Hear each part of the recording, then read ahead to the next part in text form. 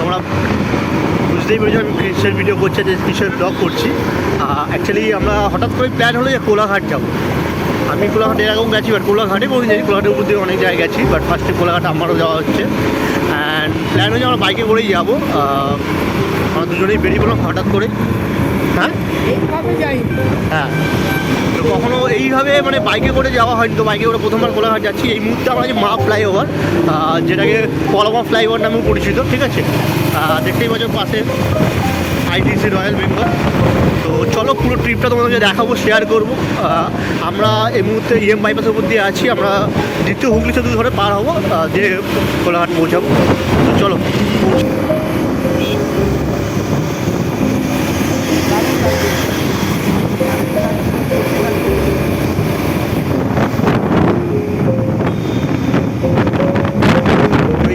Flyover ধরেই যাচ্ছি। এই মুহূর্তে পুরো ফাঁকা রোড, প্রতিবার আর্থিক অসাধারণ নিচে দেখতে পাচ্ছ জলের ভিউটা, এই ঝিলটা। আর ওয়েদারটাও সেই ওয়েদার, মেঘলা ওয়েদার, বৃষ্টি হবে মনে হচ্ছে। ইনফ্যাক্ট ঝড়ও হওয়ার কথা ছিল, তো যাই হোক আমরা বেরিয়ে পড়েছি, যা হবে ঝড় মাথায় নিয়েই।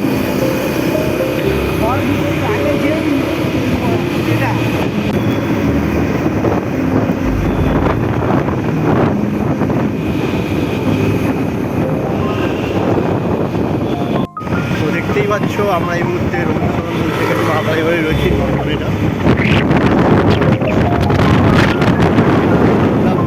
ভিক্টোরিয়া দেখা যাচ্ছে এখান থেকে, এই উপরের পরিটা মা ফ্লাইওভার একটু শেষ হচ্ছে। এবারে আমার সেতু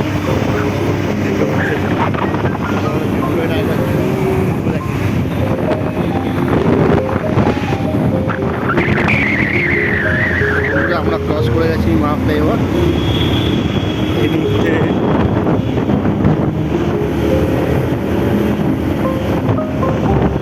এগিয়ে চলেছি, আমরা আছি দ্বিতীয় হুগলি সেতু ব্রিজ বা বিবেকানন্দ সেতু। থেকেই দেখতে পাচ্ছ সুন্দর দৃশ্য লাগবে। আমরা এই ব্রিজটা গঙ্গা, সুন্দর ব্রিজটা পুরো ব্রিজ কোন দিকে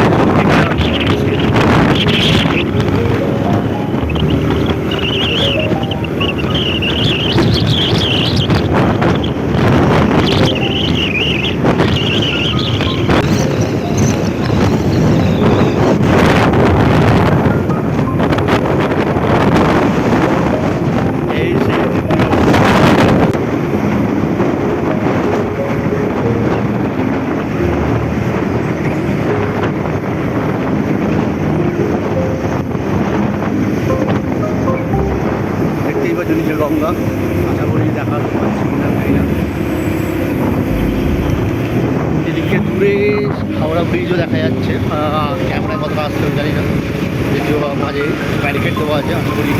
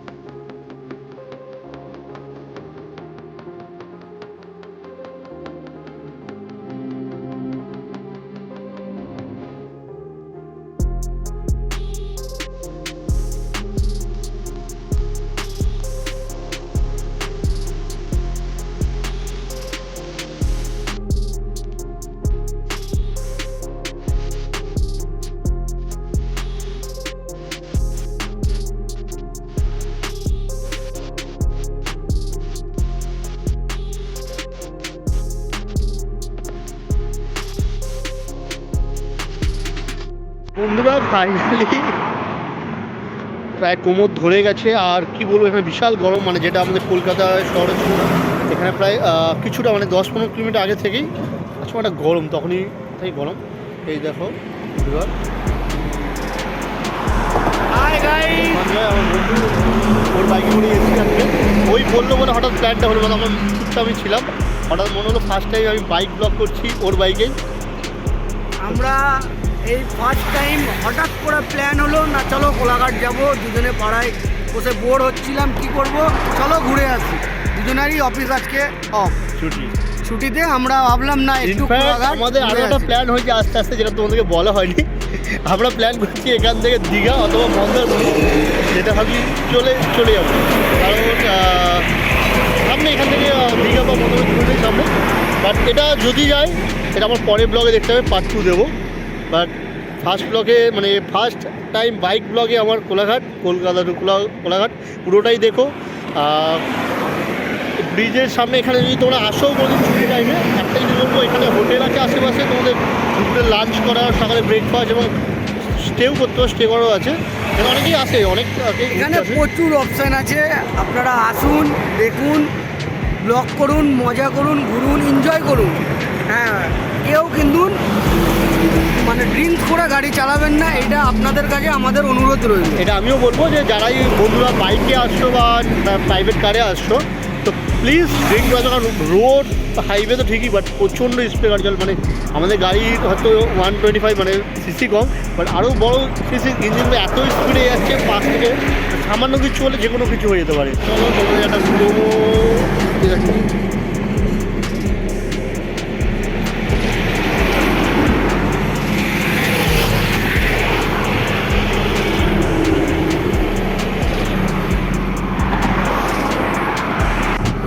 আর একটা বন্ধুর একটা কথা বলবো, আমরা এই ব্রিজটা দেখতে ব্রিজে দাঁড়িয়ে আছি, এটা যখন গাড়ি আছে না ক্রমশ দুলছে, মানে প্রচণ্ড ভয়ও লাগছে যেভাবে এটা কাঁপছে, ঠিক আছে। আপনারা এই ব্রিজের ওপরে না দাঁড়ালে বুঝতে পারবেন না ব্রিজটা নড়ছে, আপনারা ফিল নিতে পারবেন যদি ব্রিজের ওপরে দাঁড়ান, যদি না দাঁড়ান এই ফিলটা পাবেন না আপনারা। আর একটা প্ল্যান করেছি, সেটা হচ্ছে এখানে কোলাঘাটে খাওয়ার। যারা এখন চ্যানেলটা সাবস্ক্রাইব করনি, সাবস্ক্রাইব করে দিও। আপনাদের একটা লাইক, একটা ভালোবাসা আমাদেরকে আরও ইন্সপায়ার করবে, আরও নতুন নতুন ভিডিও বানাতে এবং এরকম বাইক ব্লগ আরও করতে। তো আশা করবো তোমরা অবশ্যই লাইক, শেয়ার, কমেন্ট, সাবস্ক্রাইব তো নিশ্চয়ই করে দিও। তো গাইস, আমরা চলে এসেছি আমিনিয়ায়, দেখতে পাচ্ছ এটা কোলাঘাটে আমিনিয়ায় খেতেই এসে গেছি, তোমাদের বললামই। এখানে অন্য হোটেলগুলো দেখলাম, সেরকম ভালো লাগলো না, তো আমিনিয়ায় চুজ করলাম। তো চলো ভিতরে গিয়ে কথা হচ্ছে, কি অর্ডার করি দেখা যাক, কোনো প্ল্যান করিনি। এটা কোলাঘাট রোড, সামনে থেকে মানে কোলাঘাটি, এর সামনের বাঁ হাতে তোমার দীঘা, আর সোজা বেরিয়ে গেলে ঘাটাল বেরিয়ে যাবে। আর তোমাদেরকে যদি দেখাই আমিনিয়ার এখান থেকেই সামনেই শের পাঞ্জাব আছে, শের পাঞ্জাব ধাবা। তো চলো ভিতরে যাই, গিয়ে এর ওয়ালগুলো ভেতরে খুব সুন্দর সুন্দরভাবে ডেকোরেশন করেছে। এখান দিয়ে এতটা সূর্যের লাইট আসছে, কাজ করে দিচ্ছে। তোমাদেরকে মেনু কার্ডটা একবার দেখাতে যাবো, সঞ্জয় বাদ দেখছি, দেখে নিই, তারপর দেখাচ্ছি।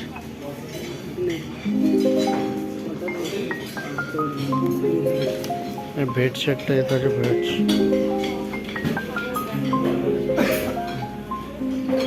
ফার্স্ট করে দেখে নিই। আমি নিয়ে তোমার কাছে বিরিয়ানি কিনে দেখাবো।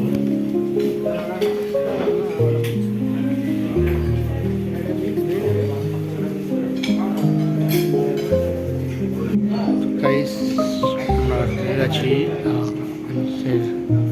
আমিনিয়া, পুরো ভিড় শুধু। চেয়ারটা দেখতেই পাচ্ছ, খুব সুন্দর ডেকোরেশন করা। সঞ্জয় এখন মেনু দেখছো, ভেজ খাবে, আমি তো ননভেজ খাবো। ননভেজের আবার ভেবে নিয়েছি, অ্যাকচুয়ালি আমি ভেবেছি বিরিয়ানি খাবো, তাছাড়া অন্য চলো তার সাথে অর্ডার করি। তো দেখা যাক অর্ডার করি। এছাড়া ইন্ট্রিটা দেখতে পাচ্ছ,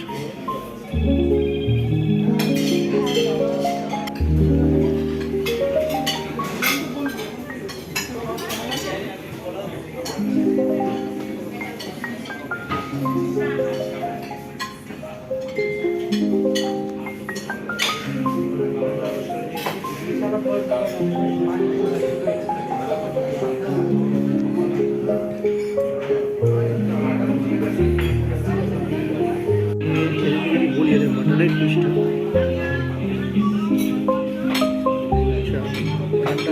খেয়ে গেছে এতটাই না খেয়ে গেছে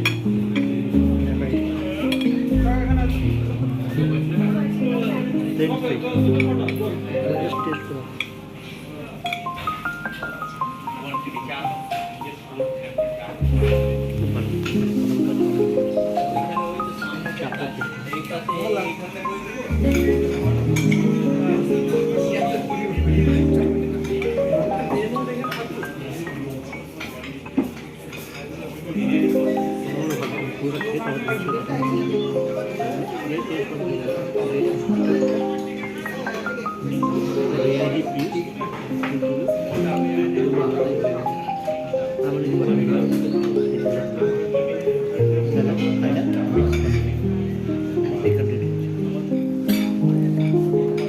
তো সঞ্জয় মিক্স ভেজ আর তন্দুরি বাটার নান কাছে দেখতেই পাচ্ছ কোয়ান্টিটি অনেকটাই দিয়েছিল সঞ্জয় কেমন টেস্ট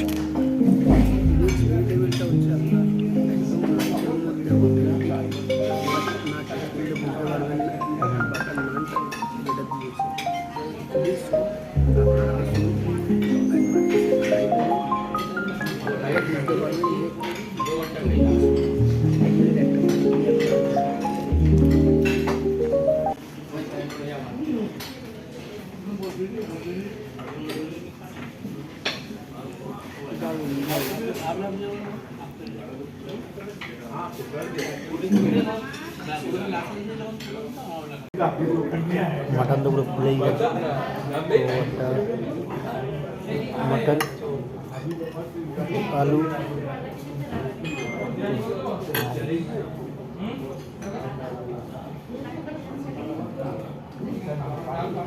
मटन भुनिया तो এতটা লাইট বলবো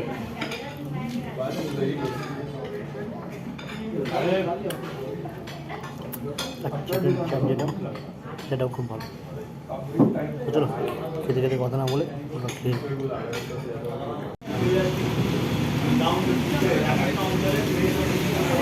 গাইজ অ্যাকচুয়ালি আমরা এসে তো ফিরে গেছি এখানে বিশাল বৃষ্টি স্টার্ট হয়ে গেছে অনেকক্ষণ ধরেই আমরা যখন খাইয়ে যখন বাইরে এসেছি আমাদের হেলমেটগুলো ভিজে গেছিলো বাইরে প্রায় 1-1.5 ঘন্টা হয়ে গেলো বৃষ্টি হয়েই যাচ্ছে আমার কোনো নাম নেই জানি না কখন থাকবে আমরা কখন বেরোতে পারবো যাই হোক আমাদের খাওয়া দাওয়া শেষ আমি যতটা পারলাম তোমাকে দেখানোর চেষ্টা করলাম বিকজ ভিতরে প্রচণ্ড বৃষ্টিভাবে দেখা যায়নি এখানে অনেকেই দাঁড়িয়ে আছে আজকে ভিডিওটা এখানেই শেষ করছি দেখা হচ্ছে নেক্সট ভিডিওতে